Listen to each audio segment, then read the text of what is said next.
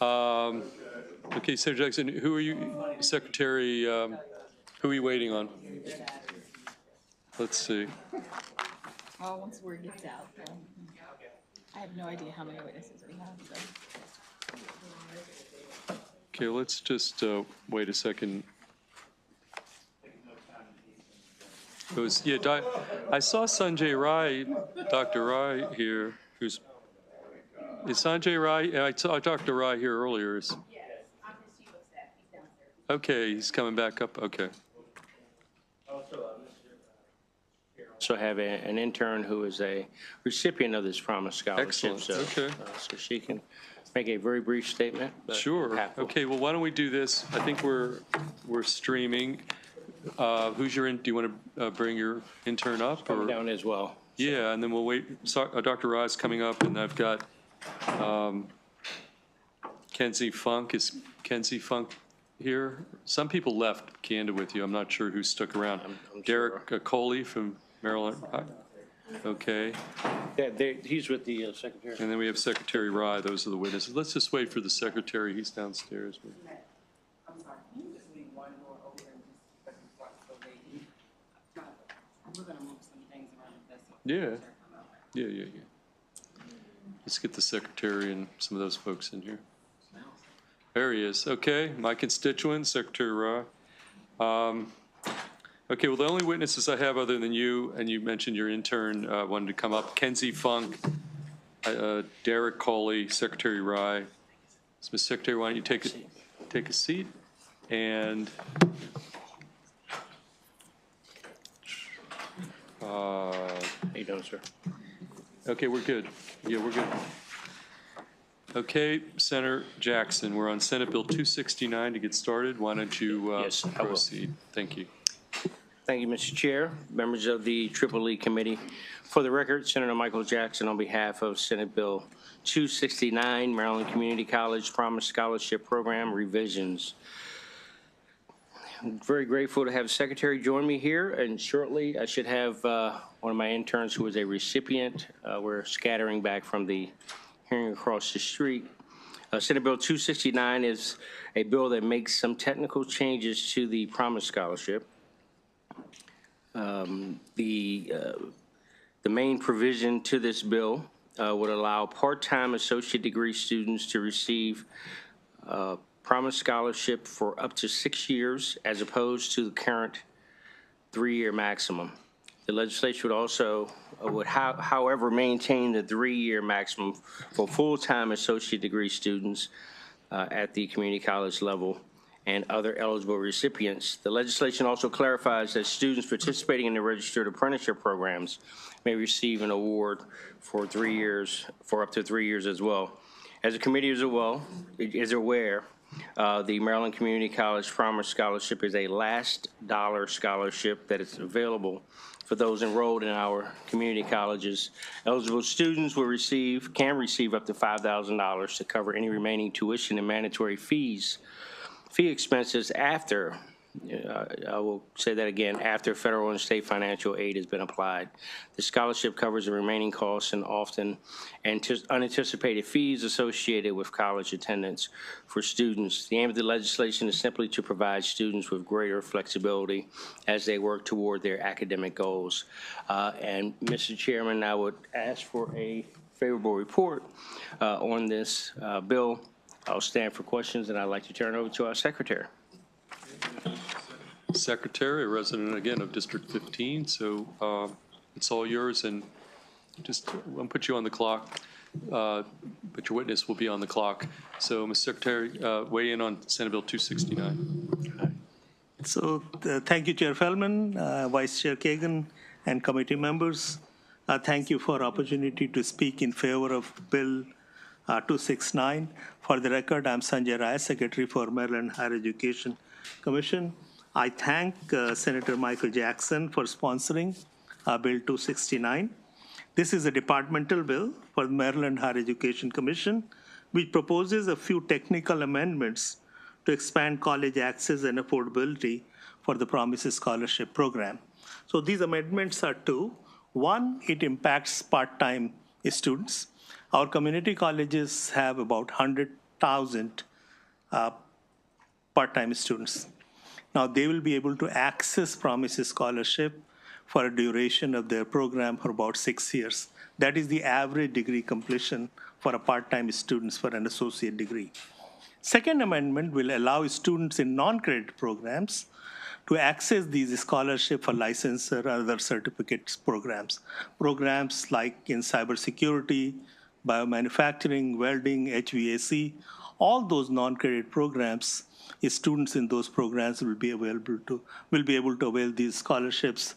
And in our community colleges, there are about 129,000 students in non-credit programs. So again, thank you for your support. And this bill really makes it possible for students at community colleges to seek advancement of their educational and professional career. Thank you.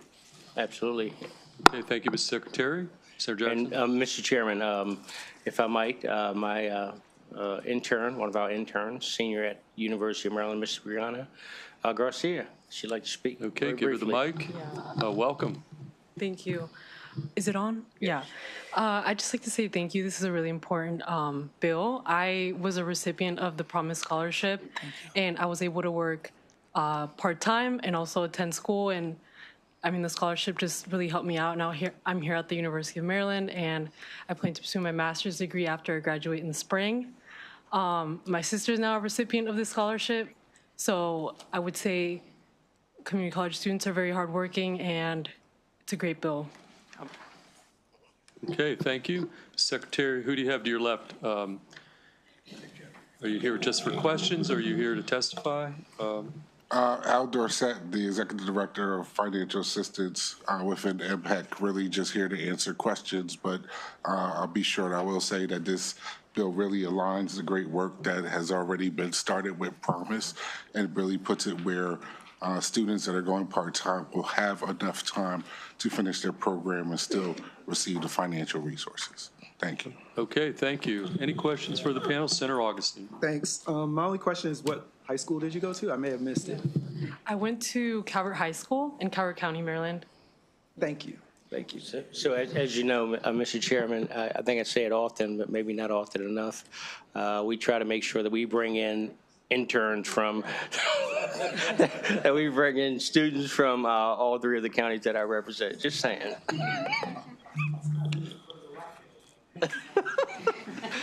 Thank you all very much. We ask for a favorable report. Mr. Secretary, yeah? Just want to say one thing, that very thankful to Governor Moore for funding entire $15 million this year for Promise Scholarship. So far, our community colleges have already used $8.5 million, and 3,700 students like you have already benefited from that. And if you want number for your district, Senator Kagan and Senator Feldman, I can provide you that number as well. Students in your districts are also significantly benefiting from this scholarship. Okay, thank you. Seeing no further questions, that concludes the bill hearing on Thank you very Senate much. Bill Thank you. 269. We're going to next, I see Senator Henson has joined us for Senate Bill 511. Senator, if you could come on up. Welcome back. Thank you, Mr. Chairman. Well, you are the lone witness on this bill, and there is one unfavorable witness after you, but why don't you proceed, take the time you need to present Senate Bill 511. Thank you, Mr. Chairman. I am the... Oh, actually, and Linda Hannafin Bonner, is that from your office, or is that From my somewhere? office. Okay, go on. Thank you, Mr. Chairman. I'm the only witness here on this bill because it was heard by this committee last year. It did pass the House unanimously, out of the Appropriations Committee unanimously, but just ran out of time before sine die last session. For the record, I am Senator Shanika Henson from Legislative District 30, here to present Senate Bill 511, Public Senior Higher Education Institutions Pregnant and Parenting Students Plan Requirements, Pregnant and Parenting Student Support Act of 2025. This bill was born out of personal experience for me. As a 19-year-old kid, I found myself on a college campus realizing that I was going to become a mom. I was 100 miles away from my family, 100 miles away from my doctors, from my support network, and the thoughts that raced through my mind about what did I need to do next, what was the best decision for me and for my family. I know that I was blessed with family that gave me great support, so I was able to do what worked for me and my family, and now for full circle, my son is 21 years old, and he is a college student himself. But what this bill would do is it would provide support for a young person that finds themselves similarly situated on a college campus that's pregnant or parenting. The bill parrots some provisions of Title IX, which requires that students get certain accommodations if you're a pregnant or parenting student, and it also requires the universities to provide access to information about other programs, such as Women and Infant Children's Program, SNAP benefits, scholarship assistance for child care, the Medical Assistance Program, the Children's Health Insurance Program. It's simply designed to make sure that if students find themselves in the situation of being pregnant or parenting, that they have access to the resources that they need to be successful in their endeavors. The only other person signed up to testify is in opposition. It's Maryland Right to Life. I don't understand the opposition. I did seek to work with them to see if there were provisions that we could work out, but I think that we were at crossroads in terms of my intention for the bill and some of the additional provisions that they wanted to change or add to the bill. So with that, I submit it for the committee's consideration. Thank you, Mr. Chairman. Okay, thank you. Questions for Senator Hansen? Okay, seeing none, thank you. Thank you. We do have one witness signed up unfavorable, Laura Bogley. Is Ms. Bogley, come on up here, Ms. Bogley. You're signed up unfavorable, and you're going to be on the 2-minute clock. Get the clock running. Thank you, Chairman Fellman and members of the committee. I'm Laura Bogley, Executive Director of Maryland Right to Life. We agree with Senator Henson that the state has a duty to better support pregnant students so they are not coerced into choosing between their education and the life of their children. However, our concern is that this bill is not narrowly tailored to ensure equal accommodation for students who want life-saving alternatives to abortion, and therefore we do oppose it. We did reach out to Senator Henson's office. Unfortunately, she was not able to keep the appointment with us, where we were seeking amendment to change the language to birthing parents to make her intention very clear in the language that she was trying to encourage the schools to support alternatives to abortion. Of course, we know abortion options are already being coordinated through our colleges based on a law passed last year. Maryland Right to Life has been consistent in our position that we cannot support a bill that would expand abortion in our schools by codifying federal Title IX of the Education Amendments of 1972. Rules attached to that title since 1975 require federally funded schools and colleges to provide students equal accommodation for pregnancy and termination of pregnancy. So it does include abortion accommodations. But far from being neutral on the issue of abortion, the state has given the abortion industry a monopoly on student reproductive health. In 2023, as I mentioned, the Assembly enacted a law to require all colleges to coordinate abortion services on and off campus. When an amendment was introduced to require equal coordination for alternatives to abortion, the Assembly flatly rejected it. This is a clear violation of federal Title IX and why Title IX is problematic in application. Pregnant students face tremendous pressure to abort their children, and much of that pressure is applied by the profit-minded abortion industry, which is now fully entrenched in our college campuses, in large part due to federal Title IX. Unfortunately, we don't have any confidence in the ability of this bill or the state to apply Title IX neutrally to support pregnant students in choosing life for their children, and therefore we must oppose. We are willing to work with the sponsor to improve upon the bill. Thank you. Okay, thank you for your testimony. Questions for Ms. Bogley? Okay, seeing none, that concludes the bill hearing on Senate Bill 511. I see Senator Sidnor in the House. Thank you. Charles, why don't you come up here, Senator, on Senate Bill 656. We do have 2 virtual witnesses signed up favorable, but let's take your testimony and we'll see if they're going to still be in the queue. Again, we're on Senate Bill 656. Senator. Thank you very much, and good afternoon, everyone. Next year, Baltimore County will be holding elections for a number of elected offices, including our school board. While the Baltimore County School Board of Education consists of 12 members, 7 of those members are seated after participating in a nonpartisan election. Under current law, 1 member is elected from each of the 7 councilmatic districts in the county, which is established by the County Council of Baltimore County by the voters of that district. Last summer, the County Council introduced a charter amendment in Bill number 4724, which proposed an increase of the number of council members from 7 to 9 beginning in the 2026 election cycle. That particular bill passed and went to the voters. The voters voted, and we will be expanding our county council from 7 members to 9. Bless you. The county council, however, the county council, they look to also try to bind us to increasing the numbers of elected school board members, moving that from 7 to 9. However, they didn't have that authority, and that authority rests with this particular body. So after seeking out the input of several stakeholders, it became clear that we weren't looking for a larger school board. We wanted to maintain our school board at the numbers that they were. We also did not look to increase the number of elected school board members. We wanted it to be at 7. So it was also clear from talking to those stakeholders that, again, decreasing the number of the gubernatorial appointments was unacceptable from changing it to 4 to 2. So I set out to produce a method that kept things as close to the status quo as possible, but addressed the reality that the number of our elected school board members were tied to a 7-member county council.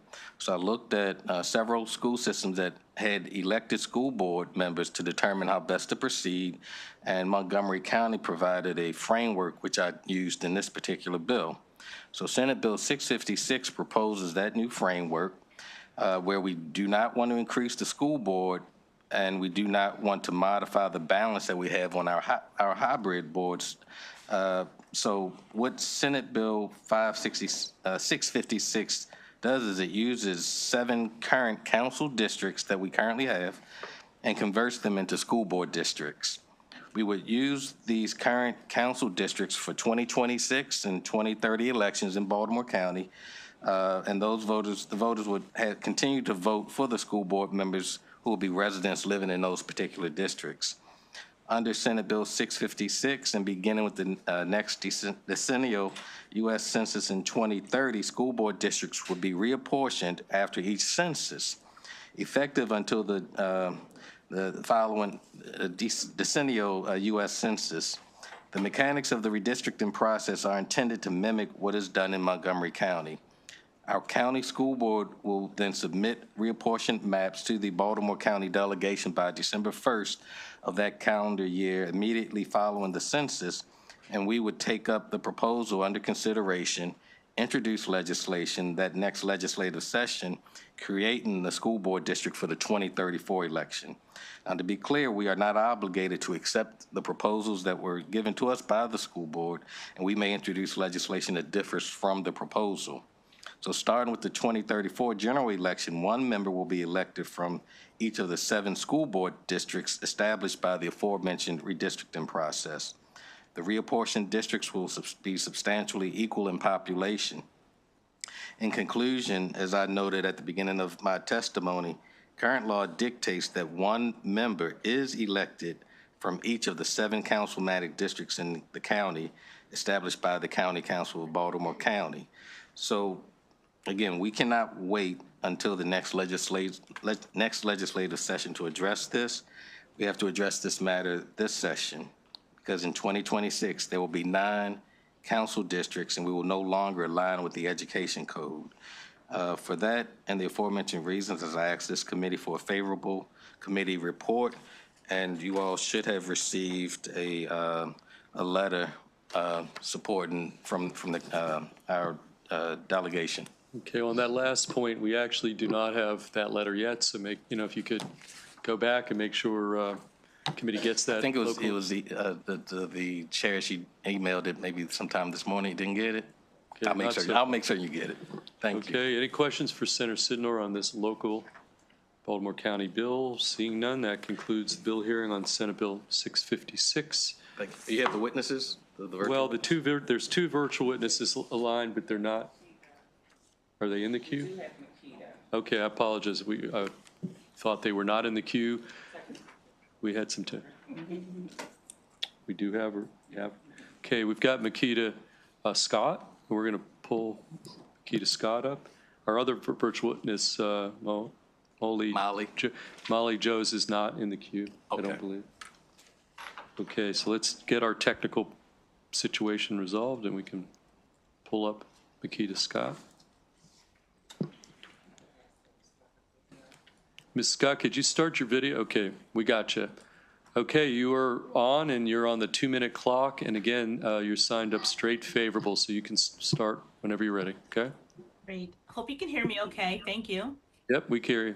Perfect. Okay, my name is Makita Scott, and I'm providing testimony in strong support of Senate Bill 656, which seeks to ensure fair and equitable representation of the Baltimore County Board of Education by modifying the elected member districts and establishing a structured redistricting process following each decennial census. As a former member of the Baltimore County Board of Education and former chairwoman of the board, I understand firsthand the critical role that fair representation plays in shaping policies that impact our students, educators, and communities. A well-defined redistricting process is essential to maintaining a school board that accurately reflects the diverse population it serves. Senate Bill 656 provides a clear and transparent framework for adjusting boards based on population shifts, ensuring that all Baltimore County residents have equal representation in decisions affecting their schools. This legislation is a necessary step towards strengthening public trust in the education system by eliminating ambiguity in how districts are reapportioned. By requiring that school board districts be realigned based on census data, SB 656 helps prevent inequitable representation and ensures that every community has a fair voice in shaping education policy.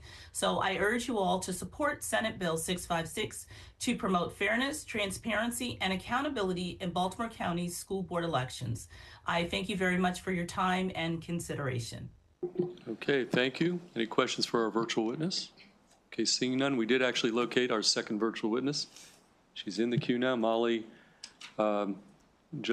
How do you? Jose? Molly Jose. Thank you.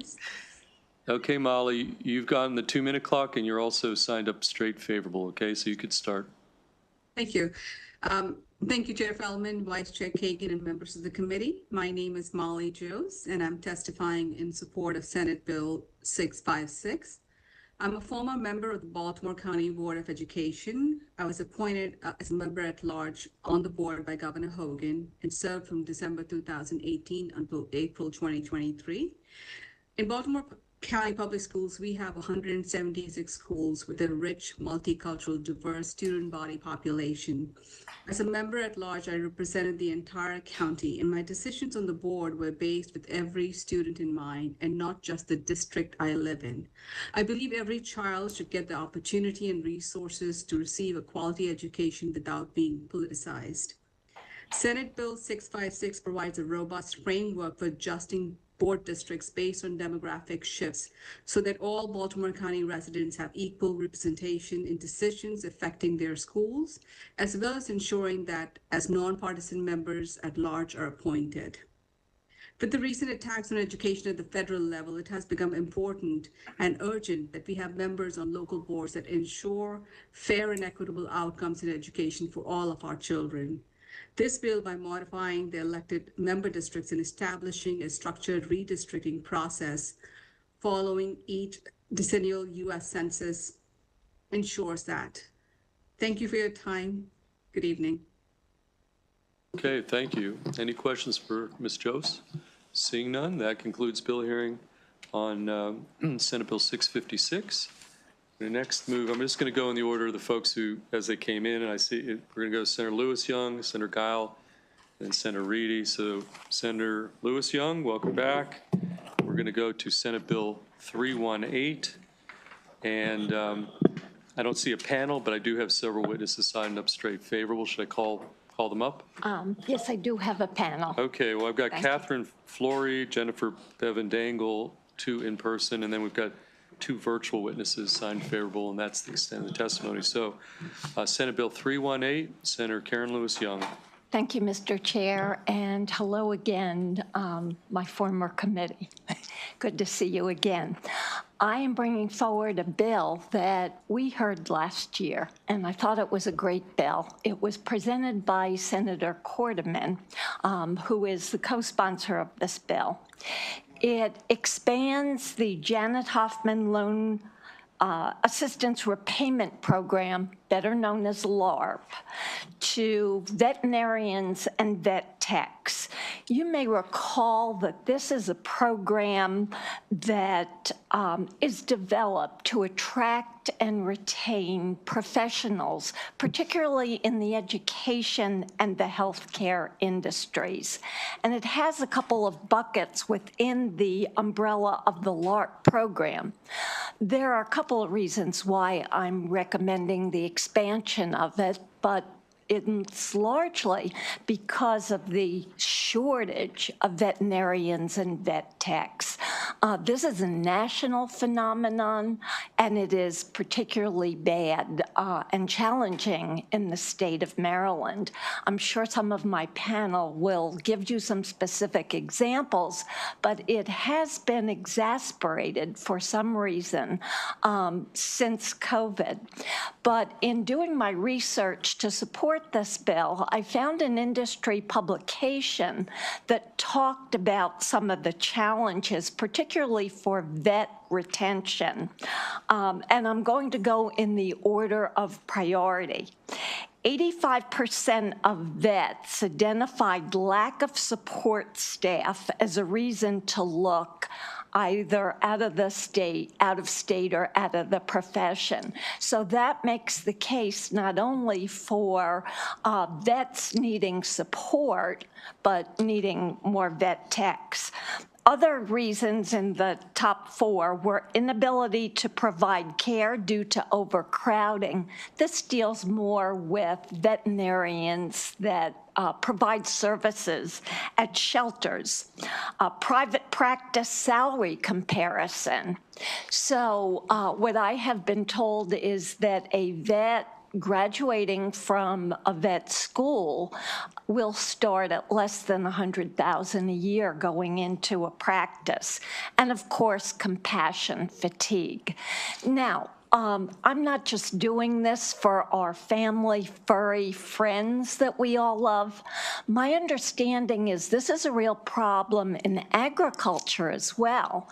I ran into Secretary Addix at a recent event and mentioned to him I was doing this bill, and he was very supportive because he feels, he knows that the agricultural industry has a real shortage of veterinarians as well.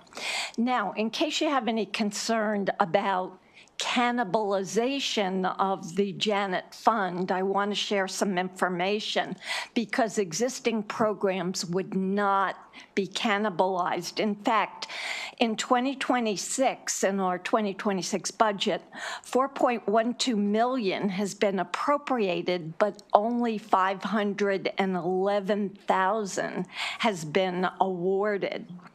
Now, I want to go back to vet students in particular and their financial burden. We were able to acquire some data on average debt. So the average vet graduates from veterinarian school with debt of $179,000, $179.5 to be exact, or 75% of the cost of a 4-year program. We contacted Virginia Tech, who gave us the information that a 4-year program would cost approximately $243,000.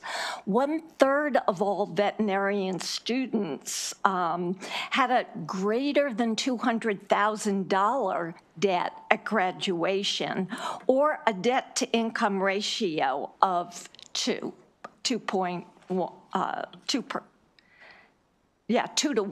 Yeah, thank you. So loan forgiveness is actually listed as a recommendation in industry professional publications as a way to tackle the veterinarian professional shortage.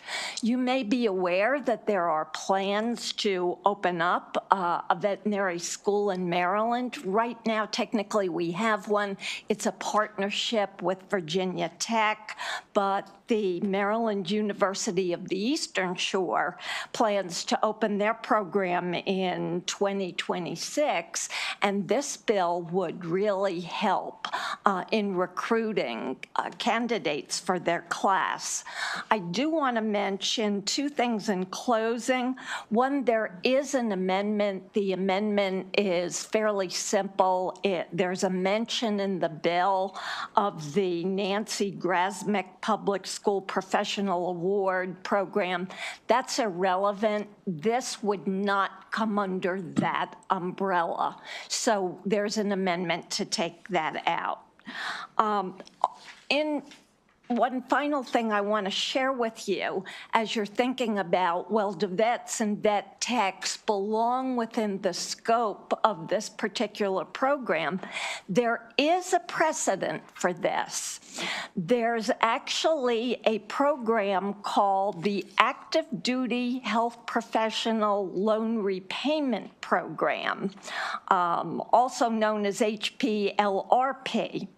And this program is available to clinical psychologists, physician assistants, social workers, and veterinarians.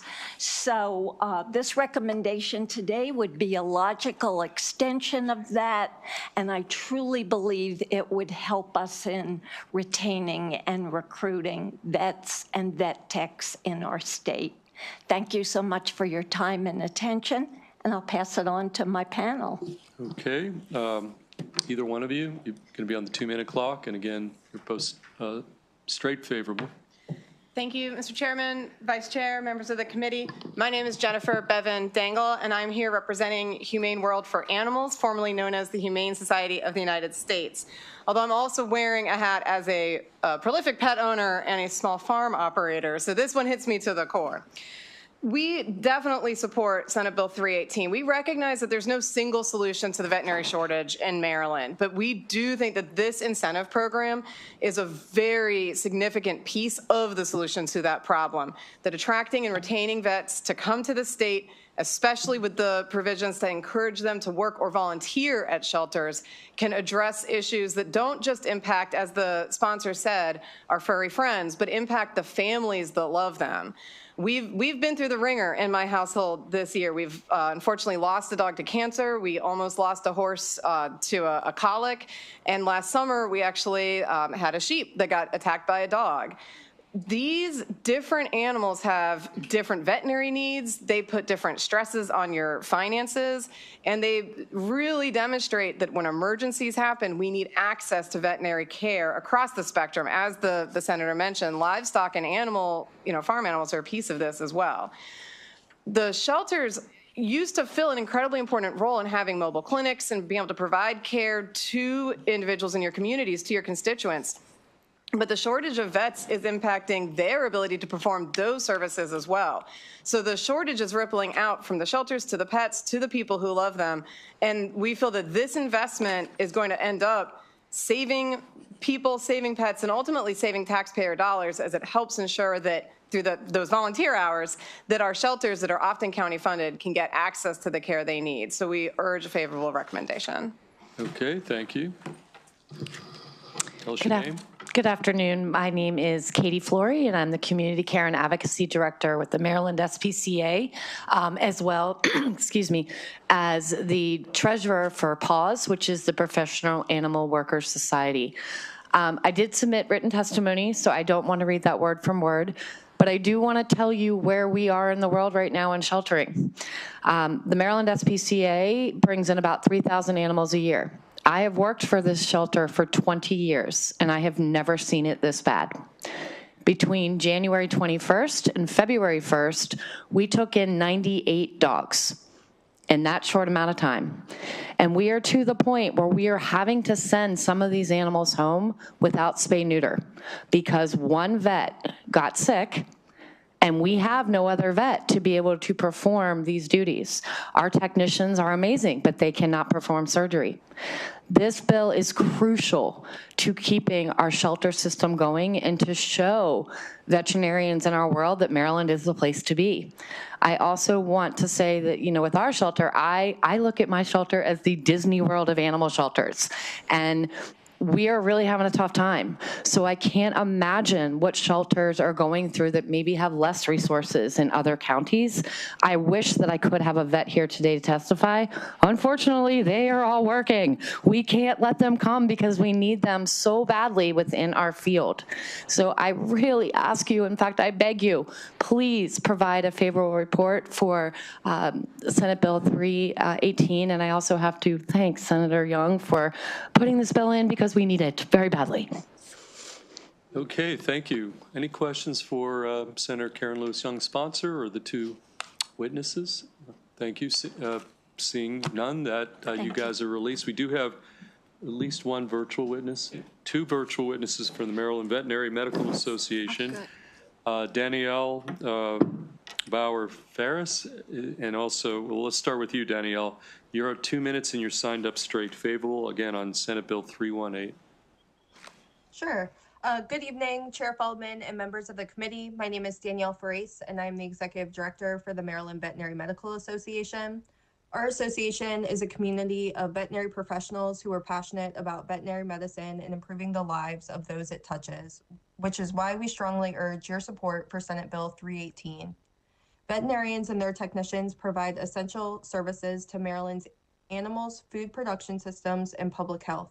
However, due to the high cost of education, the profession is often faced with significant financial challenges, which leads to high levels of burnout, lower recruitment rates, and retention issues within the profession. Supporting the profession through funding initiatives such as Senate Bill 318 is an important step towards addressing these disparities and is possible without additional funds from the state budget. This tuition reimbursement program will be especially important in assisting the state in maintaining a high level of veterinary professionals. In return for the financial support, the commitment these individuals make to serve within the state will help alleviate the shortages of veterinarians and support staff within the state and in our shelter organizations.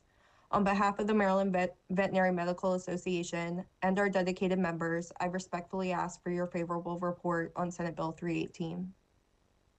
Okay, thank you. Any questions for our virtual witness there? Okay, seeing none, which brings us to our last witness on this bill, Ashley Nichols. Ms. Nichols, you're signed up favorable and you're on the 2-minute clock, okay? Thank you. Thank you very much. I am Dr. Ashley Nichols, and I am a practicing small animal veterinarian and immediate past president of the Maryland Veterinary Medical Association. I am speaking today in favor of Senate Bill 318.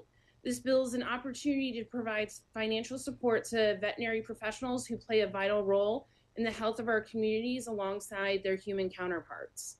I have been a veterinarian for 9 years and practicing in Maryland for 8. I personally have been affected by the burden high student loan debt has on veterinarians. Despite having a professional degree and expertise, it is not uncommon for veterinarians to be living paycheck to paycheck, myself included. This is commonly due to the fact that student loan payments are the same or frequently more than a rent or mortgage payment. And when I was looking for a mortgage, I was denied by multiple banks simply because my student loans were so high. Luckily, I was able to find a lender, but it is not a unique occurrence for veterinarians to be denied loans for businesses or homes due to student loan debt. These disparities force many veterinarians to look for higher paying work or for extra paid work rather than volunteering at shelters or within the community. This leads to gaps in care and expertise in important areas such as shelters, rural medicine, and government work. This discrepancy also falls on veterinary technicians who are paid very little despite having technical degrees. SB 318 adds veterinarians to the tuition reimbursement program, rewarding financial support to veterinary professionals who have been committed to the state of Maryland and have provided service to our shelters. This bill helps ameliorate the multiple issues with one bill, and I thank you for a favorable report. Okay, thank you. Any questions for our witness, Ms. Nichols? Seeing none, that concludes bill here on Senate Bill 318. We're going to next move to Senator Guile on behalf of the Anne Arundel County Senators, Senate Bill 569, and we've got 3 panelists. I'm not sure if they stuck around. I've got Mark Bedell, Robert Silkworth, Michelle Bedell. Would it be possible for me to testify on behalf of Dr. Bedell, Mr. Silkworth? Yeah, put in the mic. Say it one more time. Would you mind if I testified on behalf of Dr. Bedell Absolutely, and Mr. Silkworth? that's Thank fine. you. Okay, so Senator Guile, Senate Bill 569. Thank you very much, Mr. Chair, Madam Vice Chair, members of the committee. I'll try to be as brief as possible because I realize it's been a long day for you all. This bill is a refile in some respects of a bill that we did last year with respect to some innovative school scheduling time. What the bill would do was, right now there is a requirement under state law that that schools remain open for 180 instructional days with a minimum of 1,080 school hours per year. We saw it last year in order to change that requirement instead of an and 180 instructional days and a minimum of 1,080 school hours to an or. And this would just be a pilot program specifically for Anne Arundel. There was some concern last year about how broadly this may impact, including would this mean, for example, 4-day-a-week school schedule, even for like elementary students, or would this mean year-round school with kids going to school all through the summer? In an attempt to set up some guardrails on that, during the interim, certain members, including members from the Anne Arundel County delegation, House delegation, Senate delegation, representatives from AACPS, as well as members from the teachers union and some others, worked on this bill. And now what this bill would do would be to get rid of the early dismissal days, specifically. Much more narrowed purpose. I know that a lot of people know, especially those with young kids in school, just how frustrating the early dismissal days can be, how difficult they are for working parents. I know also in Anne Arundel County there was a recent opinion letter from MSDE that had changes, some requirements for the aftercare program, school age child care called SAC, in Anne Arundel County, such that the ratios would have to change for those early dismissal days, which may mean that they can't serve all students in that aftercare program for early dismissal days. A lot of outcry from parents about what are they going to do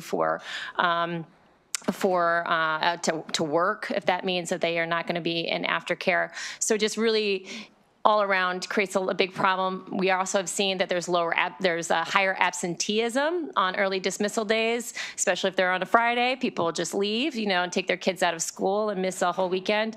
And so what this bill would do then is to create some greater flexibility in the scheduling, to maximize classroom instruction, making it easier for working families in particular, and also help with like high school age students that as opposed to those that just like show up just to make sure they're getting that requirement in for those number of days and then leave. This way that they can take other classes at community college, have work programs, things like that. So I am going to now, I guess, for these reasons, I would ask for a favorable report. I would also note that there is not yet a letter of support from the delegation. We are going to vote this after we decided that'd be best to have this hearing held first, and then we're going to discuss it later in delegation. So I would anticipate that we'll be able to submit a letter of support. I just wanted to flag that. And for these reasons, I respectfully ask a favorable report on Senate Bill 569. And with that, I'm going to I'm sorry. One more thing I did want to note, too. There are some amendments that we did submit. There were some concerns that were raised by TAC, that's the Teachers Association of Anne Arundel County, that were approved by the Anne Arundel County House delegation. And I know from discussions with AACPS, there's 2 of them that they were not opposed to. One of those amendments would sunset the law to end at the end of the 2028 to 2029 school year, and outline the manner in which, and the other amendment would outline the manner in which these schedule changes would be subject to labor negotiations. And so with that, I guess I'll turn it over to Grace Wilson from AACPS. Okay, Grace, and then we'll take questions after that. Thank you, Senator Guile. Good afternoon, Chair Feldman, Vice Chair Kagan, and members of the Education, Energy, and the Environment Committee. Put the mic a little bit closer there. Absolutely. I'm soft-spoken. My apologies. I'm Grace Wilson. I'm Senior Legislative and Policy Specialist for Anne Arundel County Public Schools, or AACPS. Dr. Bedell, our superintendent, and Mr. Silkworth, our board president, send their regrets. Unfortunately, we had a board meeting this afternoon that they had to attend. As you heard from Senator Guile, increasing flexibility in school scheduling has been a priority issue for AACPS and the Board of Education for the past 3 years. And to accomplish that goal, we're seeking a narrowly tailored exemption to state law this year to allow Anne Arundel County Public Schools only to eliminate the use of early dismissal days from our school schedule. As you heard from Senator Guile, we did engage a work group on this matter over the fall. That work group recommended the immediate removal of early dismissal days from our school schedule. They found that there was no instructional purpose to them, and they also found that they were extremely disruptive to our students, staff, and families, particularly those educators who have students in our system who are required to work their normal hours on those days. As Senator Guile also said, we also see very increased or decreased student attendance on early dismissal days, up to 14% in the last year alone. So with this bill, we're seeking to create a very narrowly tailored exemption to adopt a school calendar that best meets the needs of our school community. We're committed to engaging with our school community partners, our bargaining units, our parents, teachers, and our school community on what that looks like. And with that, I would respectfully request a favorable committee report on Senate Bill 569. Okay, thank you. Vice Chair Kagan, did you have a question? Okay, any additional questions for Senator Guile or our additional witness? Seeing none, that concludes the bill hearing on Senate Bill 569. Thank you, Senator Guile. We're going to next, is Senator Reedy back there behind the podium? Hiding? Okay. We've got Senate Bill 885, and Senator Reedy is here on behalf of the Carroll County Senators, and you're the only witness, so take your time and tell us what it does. Thank you, Mr. Chairman, Madam Vice Chair, and members of the committee. I have some thoughts on Kerwin. No, just kidding. Maybe offline. Here to present Senate Bill 885, which is our Carroll County delegation bill dealing with vacancies that would come up in the Carroll County Board of Education. Our board is elected countywide. We have 5. There's 2 are elected in one cycle, the presidential cycle, and then 3 are elected in the gubernatorial cycle. They're at large in the county. This bill would just alter the procedure for filling the vacancy if one occurs on the Carroll County Board of Education by giving the Carroll County Board of Commissioners the authority to appoint a qualified individual to fill the vacancy. If the vacancy occurs 31 days or more before the filing deadline for the primary election that is held in the second year of the vacating member's 4-year term, the county commissioners would appoint a qualified individual to fill the vacancy until a successor is elected or, I guess, retained in that general election. So if you remember, I said 3 members are elected in one cycle, and then 2 are elected in the next cycle. So every 2 years, you have a shift in the board, 3 and 2. What we're trying to do is, if the vacancy occurs 30 days or more before the filing deadline, so that would be if it's 31 days. Hold on a minute. Did I explain this right? Oh my gosh, it's been a long day, folks. I know it's been a long day for you too. The idea is if the vacancy occurs early enough before the primary filing deadline, you appoint somebody to fill the term for the rest of the year, and then they could either be elected to the full term or the replacement would be elected to fill the remainder of the term, if that makes sense. And then if it occurs after that point, you would just have them appointed for the rest of the time. We're trying to mirror what we're attempting to do with legislative vacancies with this. Obviously, it's not a central committee appointment. It's a county commissioner appointment. But that's what we're attempting to do. Currently, it's a gubernatorial appointment, but there's really no guidelines for it. We haven't had a vacancy since 2008, so this is nothing's come up, but we're just trying to. There was actually an issue where we thought somebody that was on the school board might get elected to another office and then have to vacate, and it would have been actually in the middle of a governor switchover, so it was really confusing to figure out who would make the appointment. So I think the delegate that came with this We had, public comment on it. We thought it would be a good idea to go ahead and try to do this now. So I would ask for your support for the bill. It is supported by our delegation, and happy to take questions. And we do have a letter, so that's good. Any questions for Senator Reedy? Oh, we do have Vice Chair Kagan. Apologize, my apologies. Senator Reedy, thank you. And yes, the language looks a little familiar, a little bit like SB2. Couple of questions. First off, is Carroll County School Board partisan or nonpartisan? It's nonpartisan. Okay, so I'm curious then about why you then would fill the slot during the primary and not the general, why that's not the post. Well, there. people would need, so the way it works is they run in a primary election. Yes. Multiple candidates can run. And if they win, the top vote getters in the primary move on. That's the way ours is too. Yeah, okay. The only issue is that, as you know, we have a large and growing number of unaffiliated voters who don't generally come out in primaries. But they can vote for the school board. They totally can. They can vote on school board. Their turnout in primaries is really low because there's not a lot of incentives. They don't get to vote for I don't know why, because school board's a president or very important governor or office. whatever. But anyway, so just want to say that for your consideration. But the concept of this makes total sense. The second question is, more and more counties have offered their student member on the Board of Ed some voting rights. Some places it's complete, or some places it's not the budget or not personnel matters. What is it in Carroll County? We do not have them voting on the board on budget or policy matters. They are members and they do participate, but they don't And they have a vote on some stuff, but just not budget or personnel. They don't have what you have in Montgomery County. Understood. Right, but I don't have a comprehensive list of, they may do some things. I know they are active members on the board. Absolutely. The language on line 18, page 2, says if there's a vacancy of a voting member.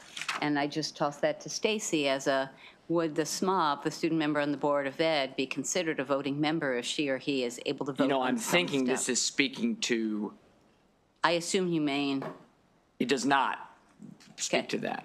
So maybe a little tweak to Well, I would clarify? actually love for us to have, with student members, I think it would be great to have a little bit more of a discussion about how they're selected if they're going to be voting on things. Because right now they're elected by children younger than 18. Right. So if, in our case, they don't have voting, I guess you would say they don't have voting rights in the, I don't But they like saying wouldn't that, be- sounds bad, but you the know what new- I mean. Sorry. Yeah, you know what I mean when I say they don't have voting rights. I mean, they're not voting on the budget and on the, Comprehensive voting rights, but they have partial voting rights. And it doesn't say full voting rights, it just says voting. Why don't you and I talk offline and just see if there's anything Sure, that we can tweak think it. should be tightened up just a little. It's definitely the intention is for the 5 members that are elected. I understand that. The only cautionary note, if you make any substantive change, you need another letter. This letter might not. Well, never mind that. From the Carroll County bill. Well, I think we could procure a letter relatively quickly. I think that's. You're not one of those one-member county delegates. No, we have Who, two. We have 2 outstanding Carroll County so senators, you're myself and 50%. Senator West. Gotcha. So I think he'll probably be amenable to it. Okay, any additional questions for Senator Reedy? Seeing none, that concludes the bill Thank you very hearing on much. Senate Bill 885.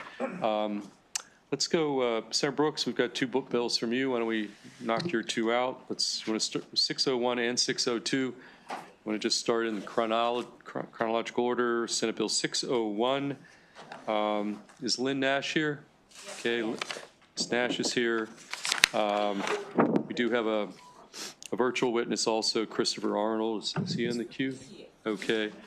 And then Lindsay Livingston, why don't you come up? Your sign's straight favorable. Why don't you just come on up and testify? So the floor is yours on Senate Bill 601, Senator Brooks. Thanks, Chair Pillman, Vice Chair Kagan, and members of my great committee.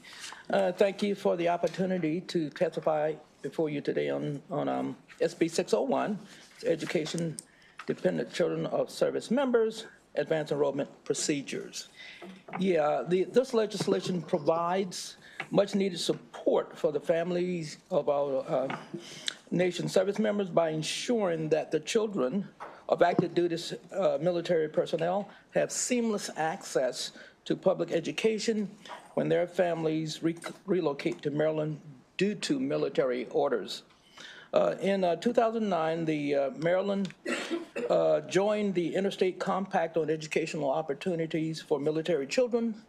Specifically, the compact has the provision to facilitate timely transfer of educational records and the continuing of schooling for children dependents of service members.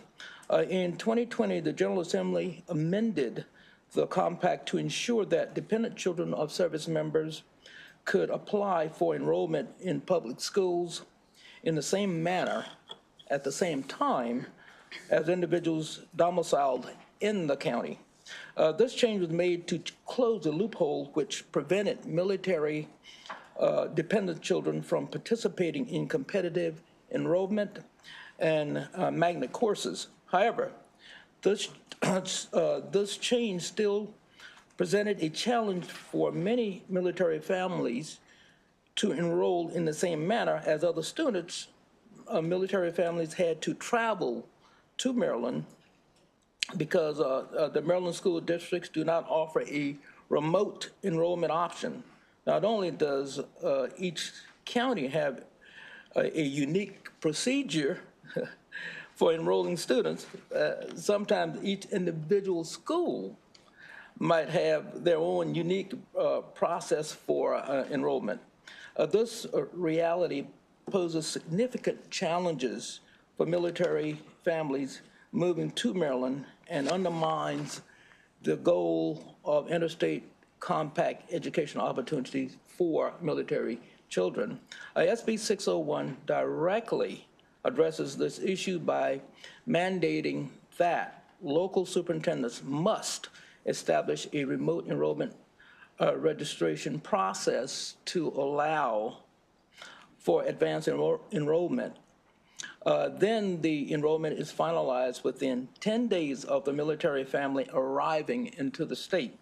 The bill also includes provisions to support the children with disabilities, ensuring that they receive uninterrupted special education services. Given that there are approximately 933,000, I should say, school-aged children in military families, SB 601 provides a crucial safeguard to protect the rights to secure and equitable education.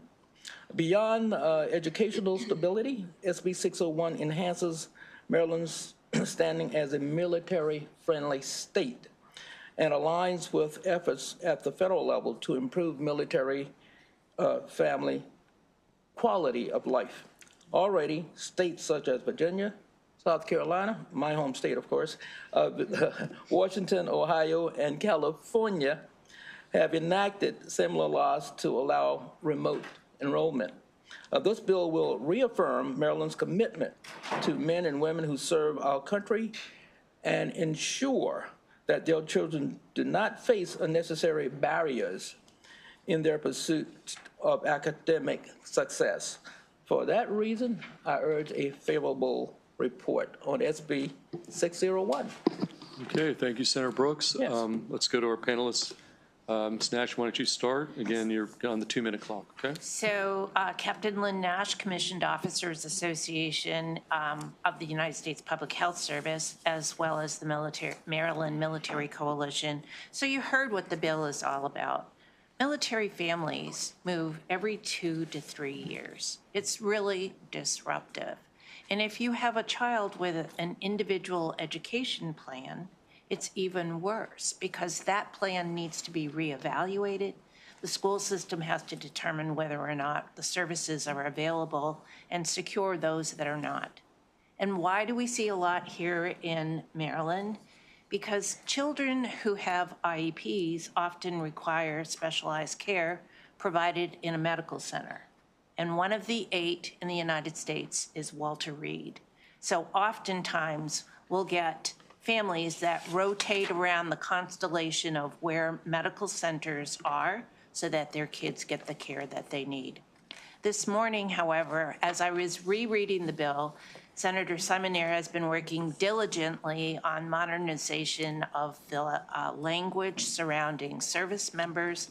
I noticed an error, and so I am asking for favorable with amendment, and the amendment would be to strike armed forces and replace it with uniformed services as part of 37 USC 101(3), and for reserve components of the armed forces that you simply drop armed forces. Reserve component is covered by federal code and includes all of the 7 services that have those. So again, thank you for the opportunity to speak here. Thank you for this bill. I request a favorable report with amendment. Thanks.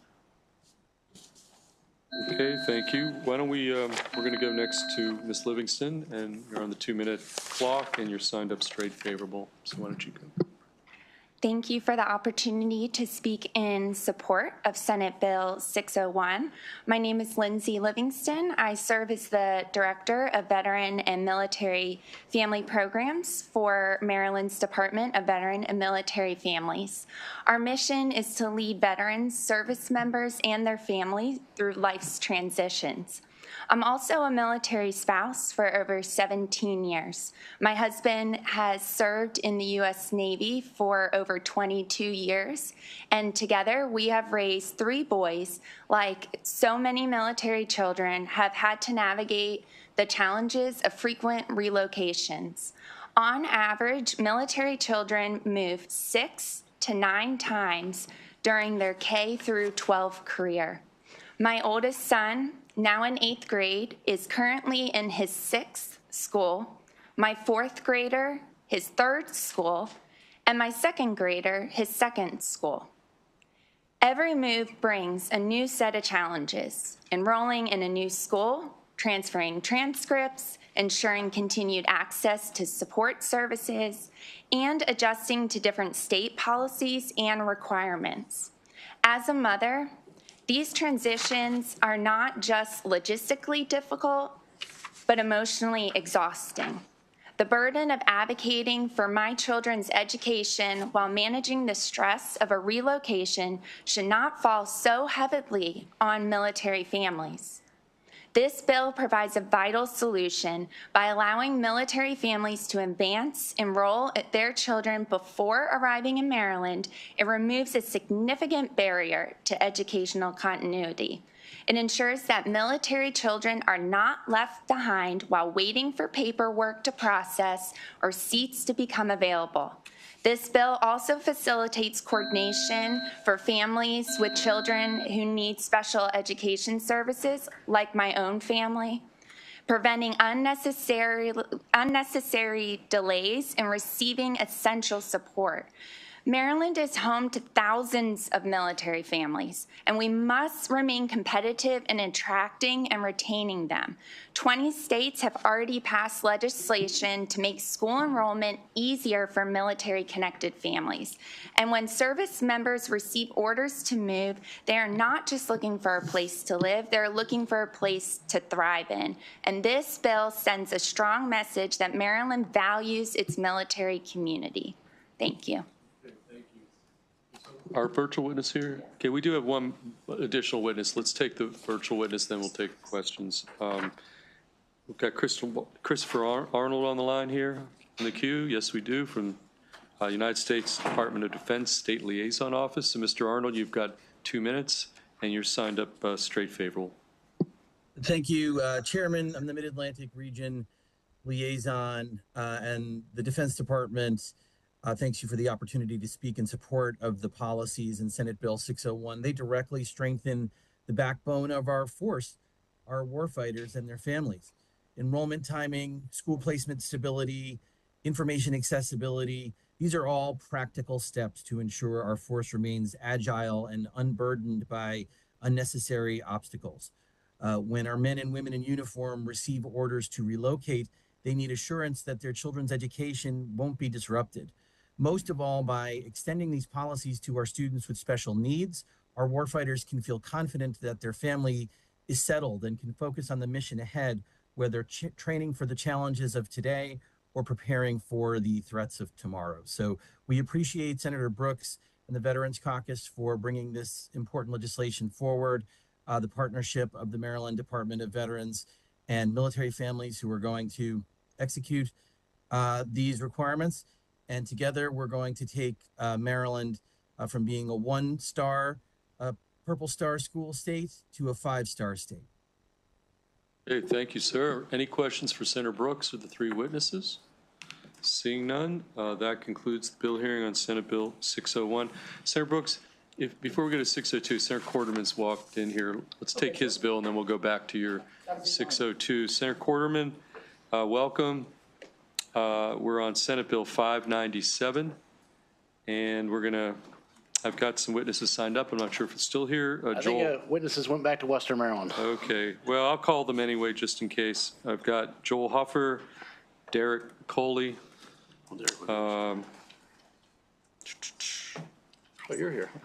Dove Lair. How are you? That's it. Who do we have at the witness table? Who are? I am not Derek Coley. I am Emily Dow. I'm the Assistant Secretary for Academic Affairs at the Maryland Higher Education Commission. It's all good. Anybody else here for this piece of legislation? Okay, I don't think so. I believe the Emeritus folks. Yeah. Back, so Okay, Senator Quarterman, you're on Senate Bill 597, and you can start. Thank you, Mr. Chair, Vice Chair, members of the Education, Energy, and Environment Committee. For the record, Senator Paul Quarterman, representing District 2, Washington, and Frederick counties. Thank you for the opportunity today to present Senate Bill 597. Before we get 2 minutes into the specifics of the bill, I just got a quick question. Has anyone ever heard of Meritus? Do we know what Meritus is in this committee? So Meritus is our healthcare system in Hagerstown in Western Maryland. We are a 1-hospital community, so Meritus Healthcare is our hospital. But where that comes into it, not only are they our hospital, they're also a leader, not just in our community, but we believe they're a leader here in the state of Maryland. So everyone knows about our shortage of physicians and access to care issues that we have all around the state, whether it's in rural Western Maryland or down the Eastern Shore in the central part of the state. Everyone is experiencing these issues. So a few years ago, the president and CEO of Meritus sat down with myself and a few other local electeds and presented to us, what if we built our own med school? And, at the time, we were a little bit taken back. We didn't know exactly what he was talking about. And, sounds great. How do we do this? So, as you all know, Maryland only has 2 medical schools in the state, Johns Hopkins and the University of Maryland. And while they are tremendous institutions, they don't actually produce all the doctors that we need in our state. Matter of fact, our state of Maryland is 49th in the country for exporting doctors. And so what that means of all the great students that we have that come to Hopkins and Maryland, a lot of them leave. We don't get to keep a lot of them. And so that just adds to, our challenges here of having, access to care issues, doctors, shortages, et cetera. So what Meritus has done is invested nearly $200 million into their educational campus. The academic building is nearly complete. There are 2 student housing towers being constructed as we speak. And while this has been kind of the ultimate long game, we are at the doorsteps of welcoming the first class to campus here in the next year.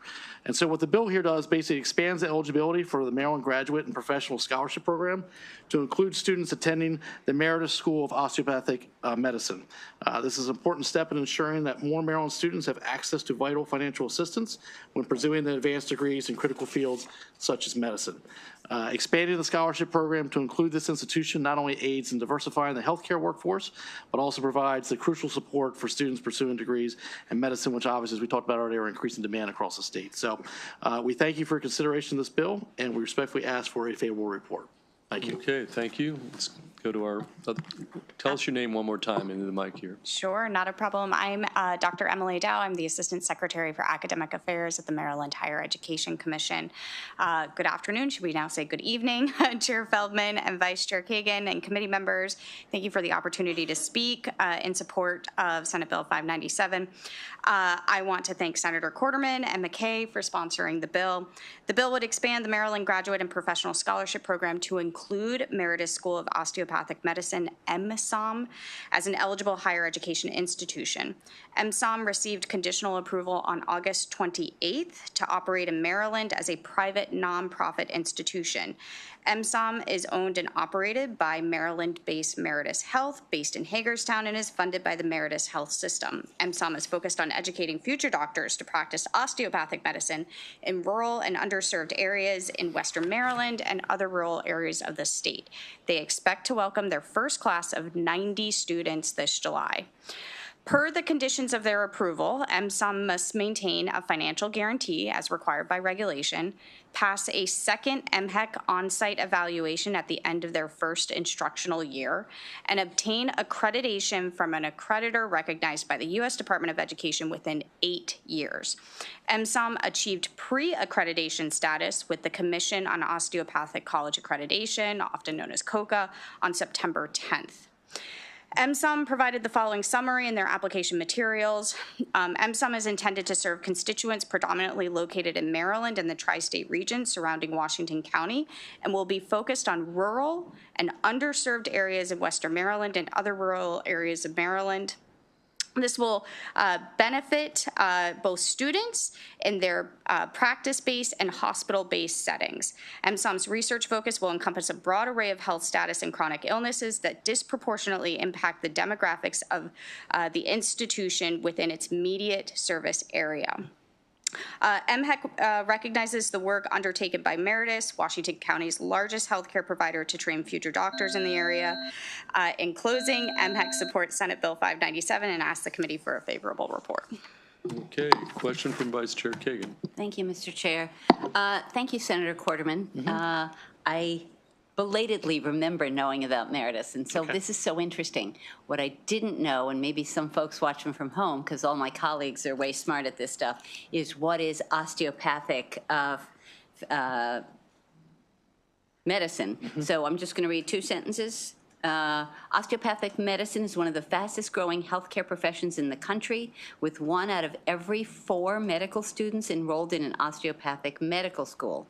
Accounting for approximately 11% of all physicians in the United States, the Doctor of Osteopathic Medicine, or DOS, apply a unique patient-centered approach to the full spectrum of care. So I just thought we all might want to learn something a little bit while we're doing that. Thank you, I appreciate that. Yeah, so thank you. And the question that I have is when it's about eligibility for scholarships, I wonder, Stacy, if you can confirm as written now, would Meritus students be eligible, or I'm sorry, MHEC can answer this, eligible for legislative scholarships?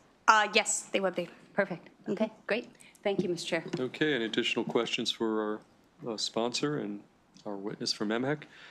Seeing none, that concludes the bill hearing on Senate Bill 597, and we're next going to move back to Senator Brooks on Senate Bill 602. And while Senator Brooks is getting up there, just a couple quick things. First of all, I want to thank Senator Washington Carrozza for holding the honor of the EEE Committee while we were able to get this, because we had witnesses here for several hours, and really I thought this was a good one. And then also, because Friday is now pro forma, it makes sense to move these 1 p.m. hearings to sometime in the morning. And so at the end of this, we're going to take a vote, and 9:30, 10 a.m., but we're going to do a roll call, and everybody's going to weigh in with their vote, and then we'll make that decision. Hopefully that doesn't cause a problem, but there's no particular reason not to get the hearings done in the morning. So with that, Senator Brooks, Senate Bill 602. Yes. Thanks, Chair Feldman, Vice Chair Kagan, and members of my EEE Committee.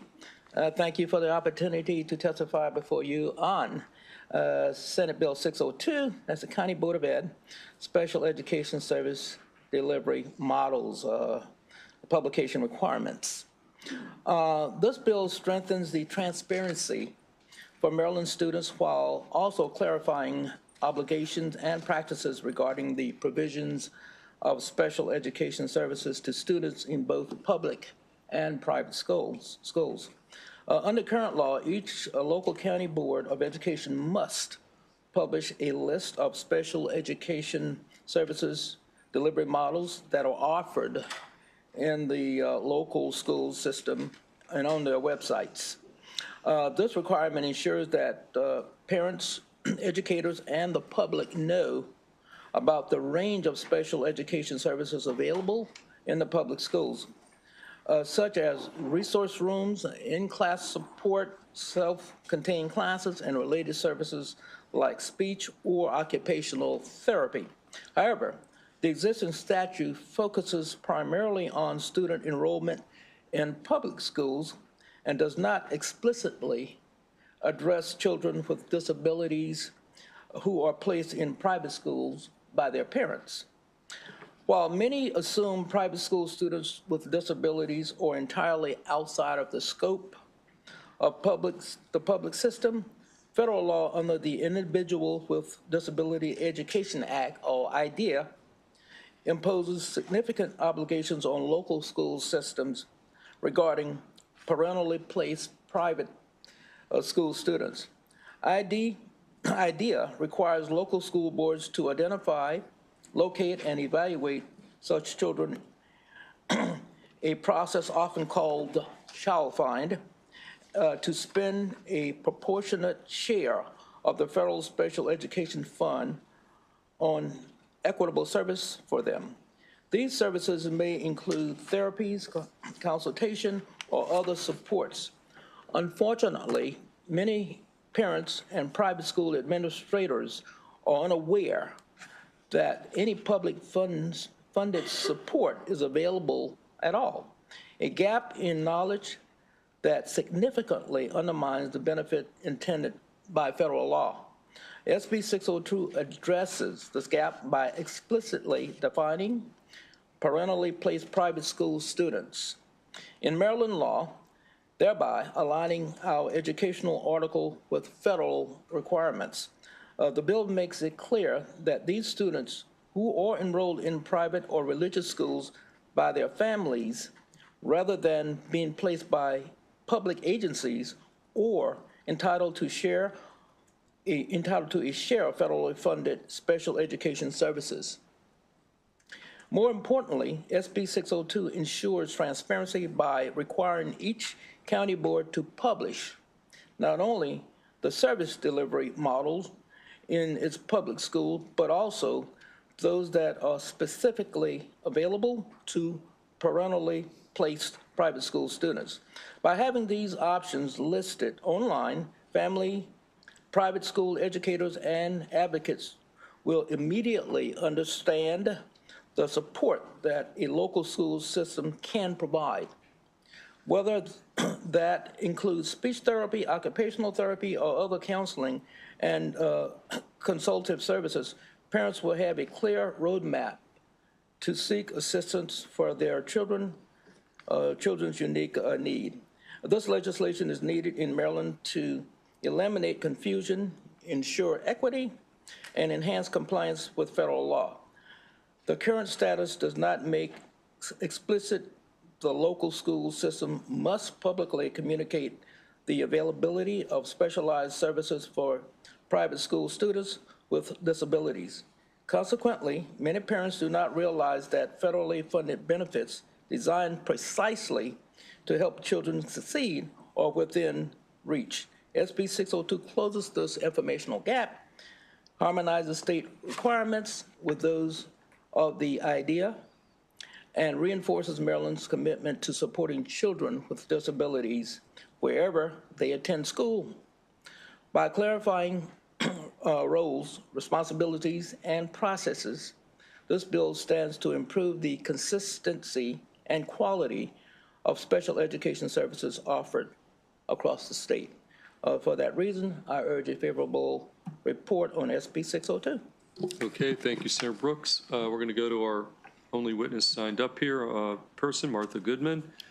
And the floor is yours, and you've got 2 minutes to sign up straight favorable. Thank you. Thank you. Thank you, Senator Brooks, Chairman, Vice Chairwoman, and the committee. Good afternoon. My name is Martha Goodman. I've been a special education advocate for over 20 years, working with hundreds of private and parochial school families.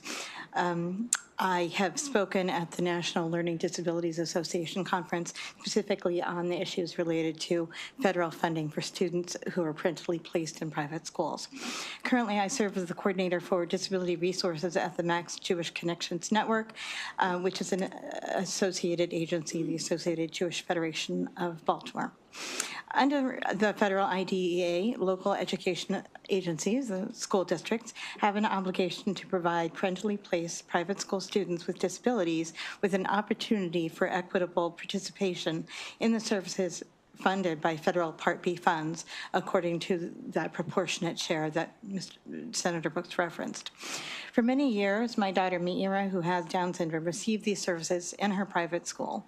And without a doubt, those services supported her growth and laid the groundwork for her adult life now, in which she attends CCBC Community College single-step classes and works as an assistant in a preschool program. Sadly, both in Maryland and in the nation as a whole, the Child Find programs are underutilized. For example, in any normal population, about 15% of individuals will have some disability. But in LEAs across the country, and particularly in Maryland, the percentage of students identified through Child Find in some school districts is lower than a fraction of 1%. The Federal Office of Non-Public Education, which publishes the very informative and clear guide provisions related to children with disabilities enrolled by their parents in private schools, encourages maximum participation of non-public school students in federal educational programs. Maryland state law requires that LEAs, that is school districts, publish their special education delivery models on their websites so the public can be informed of the programs available to students with disabilities within the public school system. Senate Bill 602 would provide the same promise of transparency to families of private school students. This is similar to federal requirements that Child Find activities must be similar to those of private school students and public school students. We believe that publishing the special education service delivery models for all students in the state of Maryland is a simple tweak that will immensely support our families and strengthen our communities. For these reasons, we urge a favorable report on Senate Bill 602. Okay, thank you, Ms. Goodman. Any questions for Senator Brooks or our witness? Ms. Goodman, seeing none, that concludes the bill hearing on Senate Bill 602. Which brings us to our final bill of the day, Senator Augustine, Senate Bill 899. And we've got, I don't think Mary Pat Fannin is, she is, way in the back behind I can't see you back there. Okay, Mary Pat, why don't you come up? You're signed up favorable with amendments on Senate Bill 899. These are the two in-person witnesses. Right. Is it okay if she joins you? Okay. Fine. So, Senator Augustine, Senate Bill 899. All right. So the one person in our committee who has not heard me talk about this just walked out the door. Everybody else has already heard me talk about this. So this senator, no, she's fine. It's fine. It's fine. I'm completely deflated on this bill anyway, so it's fine. It's perfectly fine. Senator Malcolm Augustine here on Senate Bill 899, education, high school class ranking, guaranteed admission to public school institutions of higher education. As I said, colleagues, and I'm grateful y'all spent some time, hearing me last year with this bill. We talked through it, everything else. And I still really believe that particularly University of Maryland College Park just is not really representative of our state. It's not accessible in an equitable way, and the data show that. It's very, very uneven, school by school, area by area. It's just simply that way. Now, one thing that the Budget Committee did last year, sort of on the heels of what we talked about here, is that they did ask for the schools, the higher ed schools, to provide information by high school of those who applied and those who were admitted and those who enrolled. Fantastic information over the course of 5 years. It really is. It's really fantastic information. And I think that really does set a real baseline for where things will go in the coming years as it pertains to, sort of what our schools look like. And there's just a tremendous amount of fantastic information in there, including you can kind of see by the schools where we, some of what I have been concerned about, which is that, post Supreme Court decision on the use of race, that there might be some changes in the number of, not in a couple different ways, admission for sure, but also perhaps on application. And what I will say is part of the reason why I'm so entirely deflated right now is that what's happening in our society overall, where you can't even have a Black History Month parade anymore in the state of Maryland. I mean, it's like, come on. I mean, this is just, it's unreal. It's unbelievable. You cannot take into consideration, because the federal government is now saying you can't even use the words DEI on anything that you have if you're a recipient of money from the federal government. And so I'm just very, very, very deflated. The reason for the bill was kind of acknowledging that that was the case and sort of working to sort of move around that by seeking to provide admission to students where they were, those who had been successful where they were. In the interim period, as we all do, I met with the University of Maryland. I met with the chancellor. We had conversations about perhaps using a little bit of a different model, Wisconsin model, which is what I did present as the bill. The Wisconsin model sort of like makes it even smaller, the percentage for the flagship, and still has the and with some additional requirements and things like that, 5%, not even 10%. But even that, they're like, oh, they're already having to reconsider Wisconsin because too many kids are admitted and too many kids are available and stuff like that. Oh, but isn't that awesome though? Like the chancellor came in here and talked about how we are net exporters of our students. We're not retaining them. We aren't keeping them and everything else. That's the reason why Wisconsin and the other Midwestern schools put this type of program in place, to have those kinds of issues where they have the number of their kids, and that their kids would stay in the school and in the place. And so that's what the bill does. The bill, like I said, it still is the same sort of concept. There are a couple of folks who would want to be pulled out of it. That's fine. St. Mary's, they're small. I get that. Some other smaller places, there are also some concern now as well from the Maryland State Department of Education, because, as we've discussed in here before, some local education authorities do not. And you see, Senator Kagan, I'm sticking with you on these acronyms. That one is not easy. I'm gonna tell you. They do not across the state.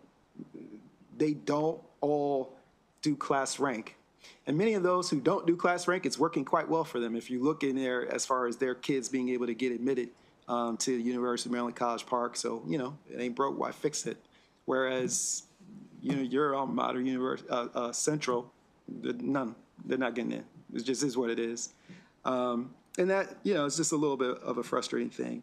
But that's what Senate Bill 899 still does, is it provides this automatic admission for a top 10% across the board to our University of Maryland higher education institutions, and then has a higher level top 5% with some other restrictions for our flagship University of Maryland College Park, which is in keeping with a model that was done in Wisconsin for University of Wisconsin.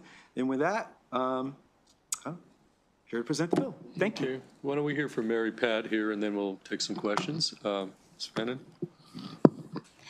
For the record, Mary Pat Fannin, Executive Director of the Public School Superintendents Association of Maryland, and we are favorable, very favorable. The only amendments that we are asking for, we just need a few definitions of whether weighted GPA, unweighted GPA, a little bit of timing. I think the bill says for entering seniors by this fall. So we just have to do a little bit of process. I did talk to LEAs, local education agencies, school systems that have gotten away from the ranking. They did have some really good reasons why they did it. Some of it was education pressure, but they said if it means our kids getting into school, they'll put the effort in and they'll figure it out. So we just have some process amendments that we just need to work on. Okay? Thank you. Okay, we're going to go to Senator Watson. Easy question, and I get it. I really, really get it. If somebody has a cumulative GPA, that's at the top tier, of whatever it is, they should be admitted. Now, the comparison is not among their peer group. It's solely based on the cumulative GPA, right? It's the rank within their school. So it's how they've done within their school. The school may have weighted, which is part of what she's talking about. They may have weighted, they may not be weighted, but it's, you know, you have a school, you've got 100 kids who are the top 5 kids, then they would be admitted. The top 10 kids would be admitted to the University of Maryland. So I read the bill differently. I thought it was, I don't think the kids should be compared among their peer group. They should be compared among a standard. And if that standard is consistent in every school, a 3.5 is a 3.5. No matter whether you come from a poor school or a rich school, those folks should be able to get in. But if you take a school like, because I was comparing 2 schools. Interestingly enough, in Baltimore, the best school and the worst school are in 10 miles from each other. Eastern Technical High School versus Stadium School.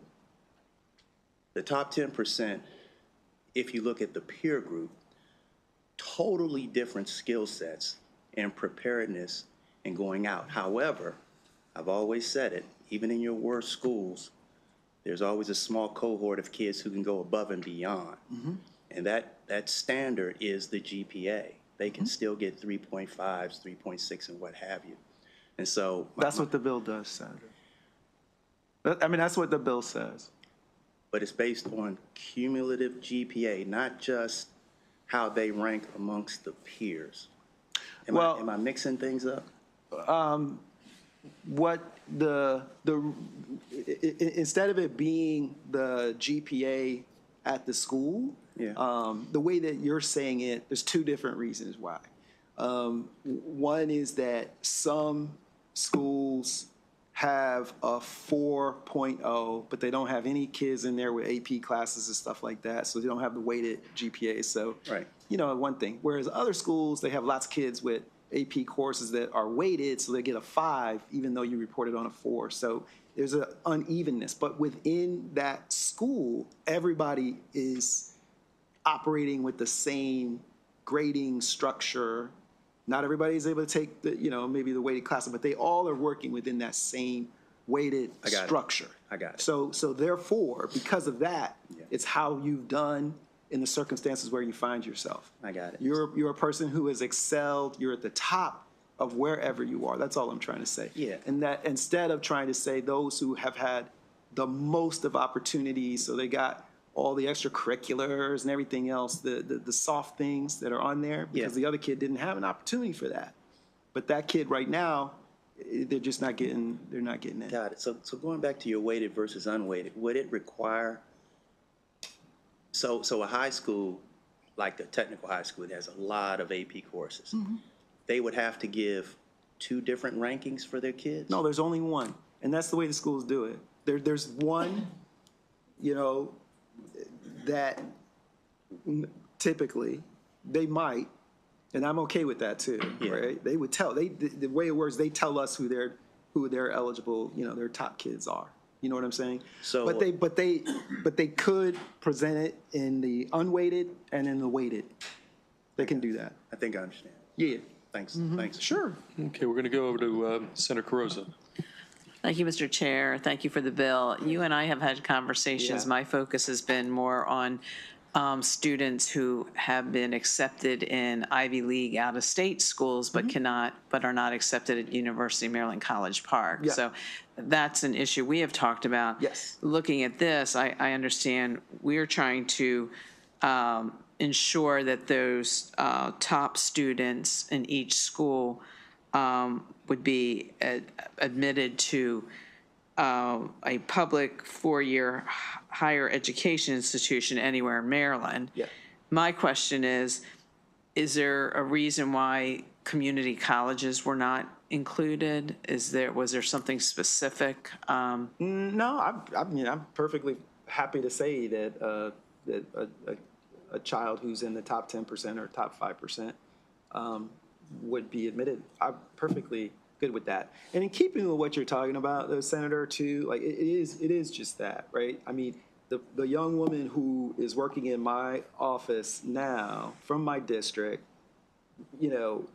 is doing awesome, graduated from the University of Rochester, scholarships and everything else. She didn't get into Maryland.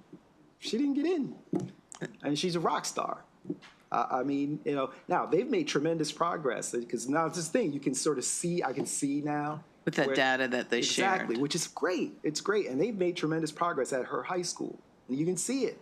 When she was applying, they literally didn't admit anybody, and then they've made real progress. So I'm grateful for the work that they are doing there. I agree. And by raising the issue, it put the pressure on. I agree.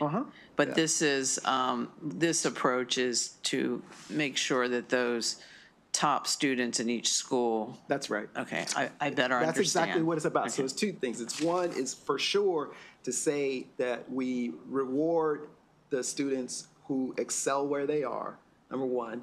Number two, we also do that as a way, as these other states have done, to sort of get our foot in the door with our best and brightest, such that they, end up staying in Maryland because they already know that they're going to be a Terp. Instead, they don't know that they're going to be a Terp, and then they end up getting accepted to some other school. And so the students that we want to stay in state, keep our talent in state, are we finding that they are going out of state or not going to school at all, or both? The chancellor said, and we all know this to be the case, I've talked to Secretary Rye about this as well, Maryland is a net exporter of students. So they're going out of state. They're going out of state. They're doing what you said. That's what happens, instead of them being retained. Same thing was happening in these other states. They were like, we're losing these students. Let's figure out ways to kind of keep them in. Thank you. Sure. Well, I just remember the visit we took to College Park. I think they had you in mind when they were giving their presentation based on that. We were talking about signals. But it was also even what percentage of our students at College Park stay in Maryland. That's about job after graduation. Once we get them, we want to keep the investment. Yeah. Okay, any additional questions for Senator Augustine or for our witness? Seeing none, thank you. That concludes our bill hearing on Senate Bill 885 and the bill hearings for today. But before we leave, we do need to take a roll call vote on what time we would like to meet. Instead of 1 o'clock on Friday afternoon, we're going to take advantage of the pro forma so we can be done earlier in the morning. Oh, are we streaming? Okay, well, why don't we cut the stream off? I will call this an informal, non-legislative